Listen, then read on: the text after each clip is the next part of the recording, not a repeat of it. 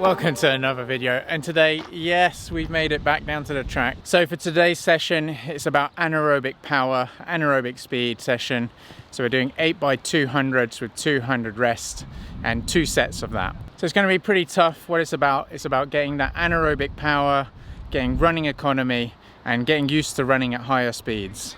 It's going to be hard work, and what I'm going to do actually, I thought it'd be pretty cool to do, is the first set I'll do them in the Hoka shoes, the carbon plated ones. Actually the second set, and the first set I'm going to do in the Adios 5s, just to do like a little bit of comparison. Obviously we'll have the residual fatigue, is it? The build up, we'll have the build up of the fatigue there, but it'll be interesting to see if they stay the same, if they move around, is my cadence different, but we can look at that all later.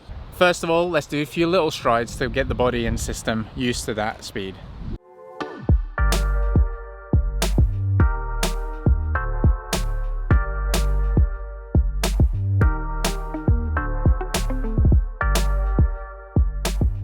One more thing I'm actually going to do before I start the run is do a little bit of breathing exercises, because I can already feel a stitch coming on. Tough work, eh?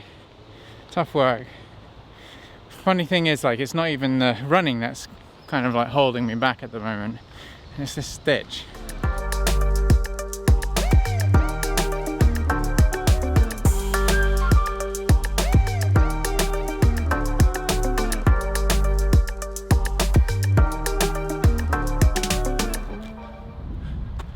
Right, there you go. So change back into the Adios. Going to do a cool down now. Both sets of those 2x100, 8x200, 200s.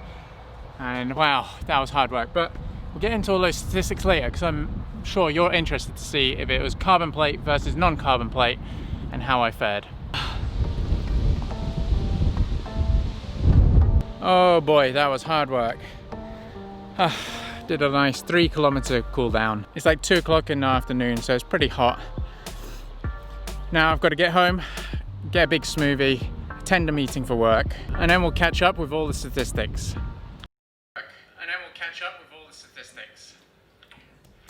Right, so we're at home now. So we're gonna go through all those statistics. I've uploaded it all over to Strava. So I did these activities separately. So I did a 4 kilometer warm up and a 4 kilometer cool down roughly each. And then we did the session here. So as you can see, it's quite a nice little graph here. That's one of the nice things about using Strava, but it presents it in a really nice and easy way for you to be able to look and see and kind of analyze and look at that. And for the rep times for the first set, which you can see here, which was 8x200 meters with 200 meters recovery.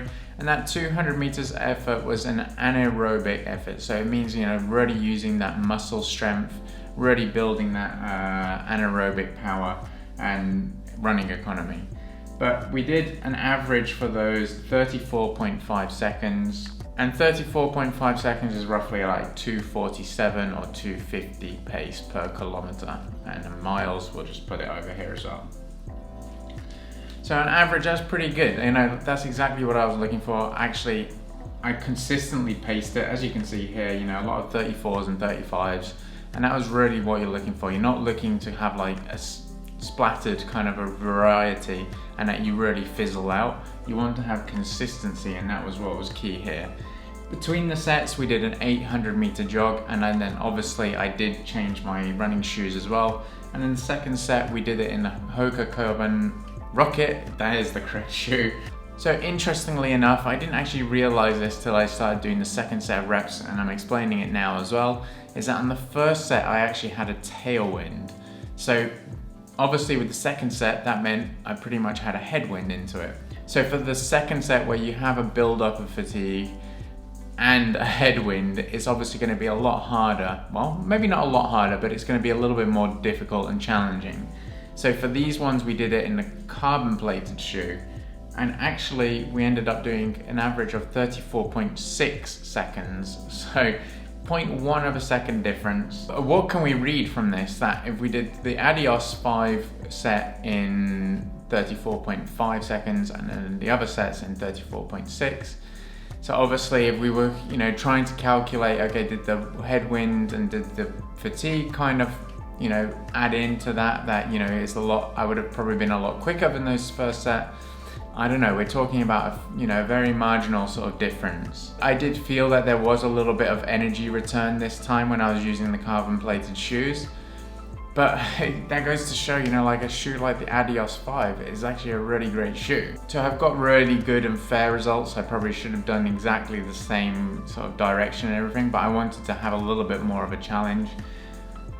And actually I didn't even know there was a tailwind with me, I just thought I was flying. So yes, I think we can come to the conclusion for me, from my experience, is my kind of like first analysis of using a carbon plated shoe, that it did actually really, help me a little bit. But, this is, we're talking about like in very micro scale, and I think like where the carbon plated shoe comes into its full glory is the fact that when you're doing a longer distance, so how much energy return that gives you over distance, 200 meters is a very short time. Seeing 5 seconds of a difference is actually quite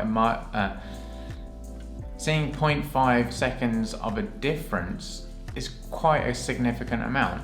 Multiply that over the marathon distance, and that's 1 kilometer multiplied. So with my quick but not quick calculations there, it would give me 105 seconds advantage using the carbon plated shoe. Now obviously I'm not going to be running a marathon at those 200 meter repeats, so there's a difference between that force that goes through the carbon plate when you're doing them paces to the other paces. But 1.5 seconds or 1 minute 40 is quite a lot in a marathon distance, especially when you're going fast at it. But it's a really interesting subject, and it's, there's no surprises. There are world records being broken left, right and center. You do have to question, how legitimate all these new records are. And what would these people be doing? We're not talking about like on, the world records only, but just people's own personal records. What would people be doing without that carbon plated shoe? Would it be qualifying for, I guess, Olympic trials marathon? Or was it in, competition wise at the Berlin Marathon? Really interesting subject. I mean, I'm not so bothered about running in a carbon plated shoe, to be honest. I'm just happy to get like a PR or just run well in a normal shoe. Is a carbon plated shoe an unfair advantage? Well, it's legal, so it's allowed. But just because something's legal doesn't mean that it's the right thing, right? So, like smoking is not necessarily the best thing for you, and that's legal. I guess people make money off of it.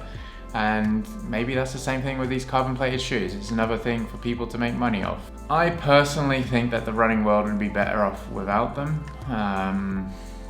Yeah, I mean, I don't have any resent towards them or like have any problems with people running in them, but I just think it's like a more of a natural thing. And how can we can't really compare those great times from years gone by to the ones now, because what would they be doing in these technology? But the whole conversation goes on and on and on, because technology evolves and there's always some kind of improvement. If it wasn't a carbon plate, it's something else.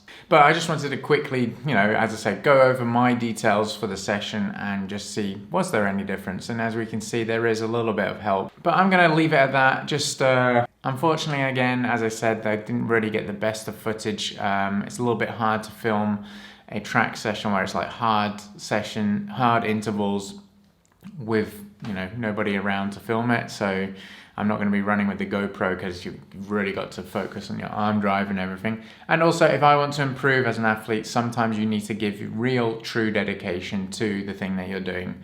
That's what I did. But anyway, thank you very much for the warning. Anyway, for watching, I mean. And if you haven't subscribed already, hit the subscribe button. That really does help me. And I guess we'll see you in tomorrow's video.